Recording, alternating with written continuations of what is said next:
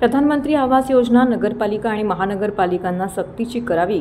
अमृत आणि smart city योजनेसाठी भरीव आर्थिक तरतूद करावी।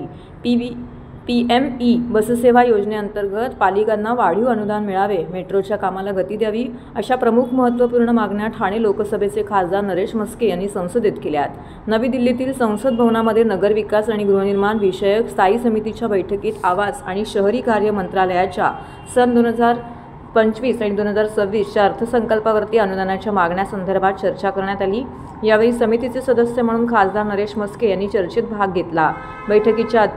बैठकीच्या अध्यक्षस्थानी श्रीमती मालाल राजलक्ष्मी होत्या।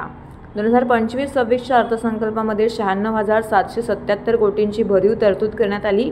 ती गतवर्षीच्या तुलनेमध्ये 17% अधिक आहे। सन 2024-25 मध्ये 63,669.93 कोटी खर्च करण्यात आले आहेत। मंजूर निधीपेक्षाही कमी खर्च करण्यामागचं कारण काय, असं खासदार नरेश म्हस्के यांनी विचारून स्पष्टीकरण मागितलं आहे।